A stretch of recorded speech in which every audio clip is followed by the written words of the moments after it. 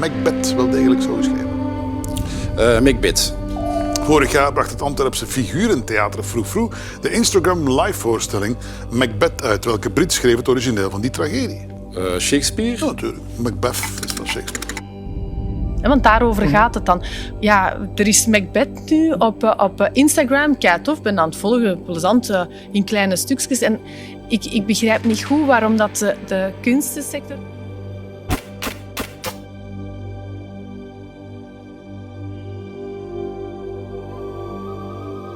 Wie meer durft te schilderen dan een fucking beest.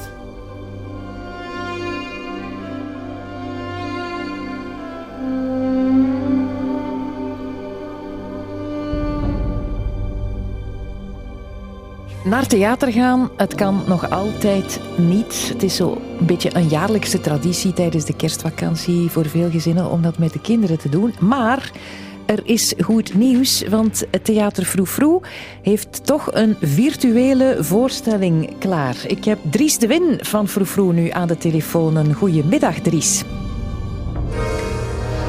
Wie meer durft te schilderen dan een fucking beest. Theater Froe Froe heeft de Shakespeare-klassieker Macbeth op eigenzinnige manier bewerkt tot Macbeth. Het is een voorstelling via Instagram geworden, want dat is coronaveilig en het is een medium waar jongeren behoorlijk wat tijd spenderen. Ik heb net iets tof. Als je van theater houdt en van muziek houdt, iets heel tofs organiseren met Theater Froe Froe op Instagram. Live theater. Macbeth, bekend stuk van Shakespeare. En dan niet alleen, elke dag komt er dus een nieuwe acte online, een nieuw deel.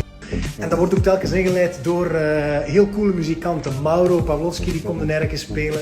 De mannen van Compact Disc Dummies komen meedoen. Dutch Norris, ook bijvoorbeeld School is Cool. En zo kan ik nog wel even doorgaan. Check de Instagram, ik zal het onderzetten, van Macbeth. En check de stories dan allemaal op de Instagram van deze maandag 14 december tot en met zondag de 20e. En daarna gaan ze offline. Een toneelvoorstelling via Instagram. Ja, het initiatief van Froe Froe, hè. Ik speel mee. Ja. Macbeth, ik mag dat niet uitspreken. Het Schotse toneelstuk, want anders is er een vloek.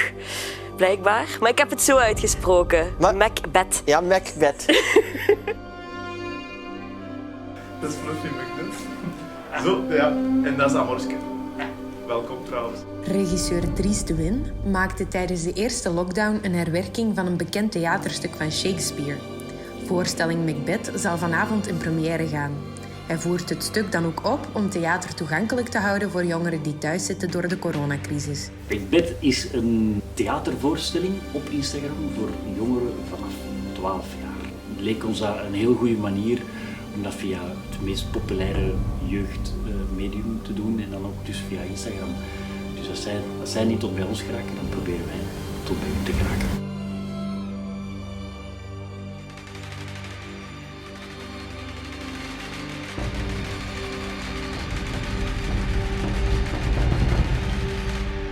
Hey, goedemiddag.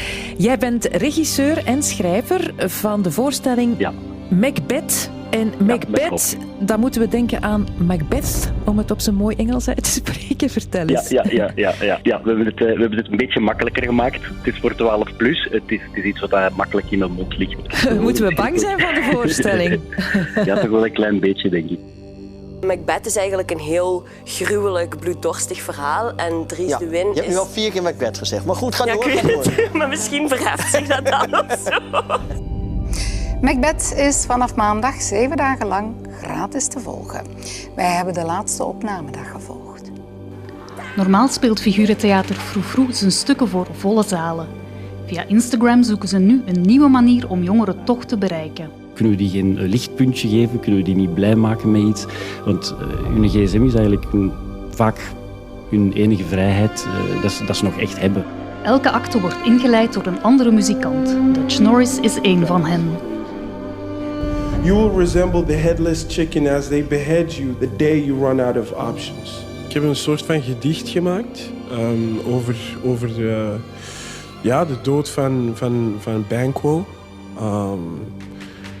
Dat zo gaat over betrayal, moord en dat soort dingen.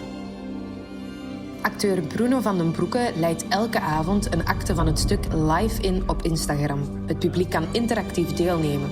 Hij oefent alvast voor het grote moment van vanavond. We gaan nu naar de eerste acte krijgen. Feel free to intervene, vragen te stellen. Ik ben mega zenuwachtig. Ik heb geen idee wat dat ons te wachten staat. Ik weet wel wat er gebeurt, ik weet hoe dat marcheert, ik weet hoe dit werkt. Maar ja, gaat er iemand naar kijken, naar die lives? Dus Dries de Win die, heeft een script gemaakt en elke dag verschijnt er een scènetje. Voilà. En in totaal heb je dan het stuk helemaal gezien. op de Instagram-pagina. Ah, dat is wel goed. En scènetjes zijn dan een minuut. Ja, flitsend. Ja. Maar het gaat wel tof zijn, denk ik. En Nee, het is heel wel tof. een manier En om... het is innovatief. Ja, en het is een manier om publiek te bereiken. Voor de acteurs is het een verademing om weer te kunnen spelen. Het is een andere manier van werken, maar het was wel ongelooflijk plezant om na al die maanden nog eens te mogen spelen. Ik merk dat ook aan de collega's die meegedaan hebben in het project, dat we naar elkaar whatsappen van oh, tof, ik ook meedoen en ik kom dan draaien en wanneer ga jij draaien. Dus ik gevoel wel dat iedereen zo de goesting en de honger heeft om te spelen. Hè. Je ziet allemaal verschillende schilderijtjes eigenlijk. En via die schilderijtjes krijg je dan stukjes van het verhaal te horen. Oké, dus eigenlijk hebben de kinderen alleen maar een iPhone of een iPad nodig en een account op Instagram? Yes, dat is alles. En die moeten verder ook niks betalen, hè? Want normaal als je naar het theater gaat, dan moet je een ticket kopen. Het was wel belangrijk om niemand uit te sluiten. We maken het eigenlijk vooral als een soort van troost, een dikke fuck you vinger naar het virus en een beetje een troost voor iedereen die dat moeilijk heeft in deze tijd. Amai. We wouden daar echt niemand in uitsluiten. Daarom hebben we dat zo bedacht. Dat is super lief van jullie.